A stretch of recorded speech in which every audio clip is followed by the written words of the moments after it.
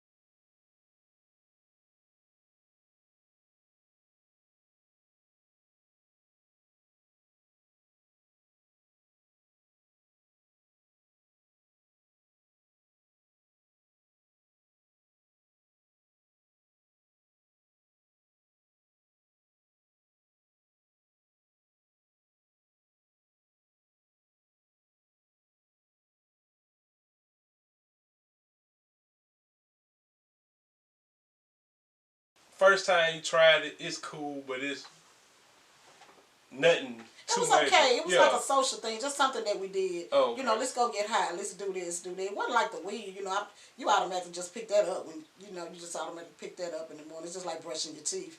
Smoking a joint was, but with the cocaine, the pot or something that came later, it wasn't. It was just something that happened, and people were doing it. People were doing it, but I just wasn't that much of it. But as I did it, I began to do it because I was around it, and then I had a family member who sold it, and so it had access to it. Oh, okay. So from the time, if you can remember, from the time you probably snorted your first line, how long after that did it take you to start doing it more frequently? Like,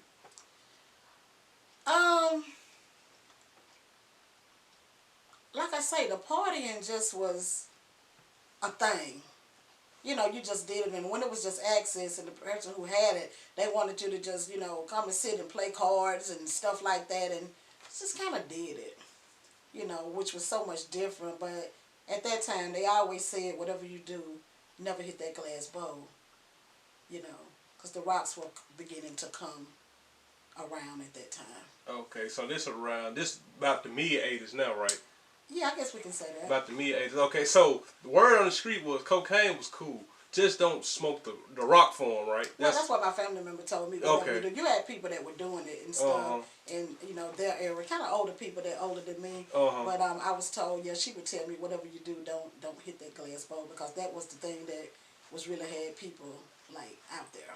So so did you start to see strung out people from the glass bowl at this time? No, I didn't. At that time, I didn't see people really strung out or doing crazy things, but I saw people smoking it and buying it and steady buying it, but I didn't see the crazy stuff that people did behind until later on. Oh, okay. So you're starting to see that people who's on it is buying it consistently, like, yes. Okay, so you're starting to see that, but you're not actually seeing the effects of what it does to them if they don't have it, the withdrawals, all that you haven't seen. No, this was the old heads really when I Yeah. first started seeing doing it. It was just when the people like around my era or age when I started seeing different stuff, because they were hitting it with a bowl.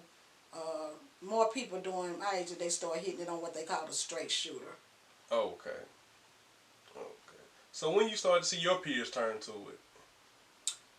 Let's see. Maybe a few years after that, the powder just started easing into that. That was just like the next phase of it. And I guess maybe that's how I had been warned. It was already around, but I wasn't, like seeing it that much. And maybe that's why I was warned or told not to ever do that. Well, I never had hit rock before. As I told you, I went from the cocaine powder to the cane cigarette, and next came the rock. Okay. When you actually cook the powder. Okay. Which was a whole nother level. Okay. And was there anything particular that made you just say, give in and try it, or you just? Oh my God. It's been so long ago, and I've been so. I'm gonna go back there and just see. I don't even really remember the first time that really made me want to do it. I can remember. Well, like I say, just being around somebody. I remember being around my aunt's neighbor, and they would smoke it all the time. But even when they smoked it, I never smoked it. I was snorting it. And then there was one particular time, I don't even remember, to be honest, the first time I even hit that rock. But I know when I did, I can tell you about that. I remember there was a time after we started smoking it that I had this powder because my aunt had it, and she had been doing things, and now she was gone. She had moved to another area, and she had asked me to do some things for her, and so it was at my disposal, if I may. And so I remember wanting one time to do something, and I like paid somebody to come and cook it up for me. Well, every time they got ready to go, I would still try to hold them there to cook some more. My friend and I was wanting to smoke, and I remember one day I just sit in front of the mirror and just said, well, I done saw this enough times, I can do it. Worst thing I ever done. And I sat there with that tube, and I cooked it, and I shook it, and when it hit cling against that tube, it's rocked all the way up, and there it was. And I say there it was, and there it went.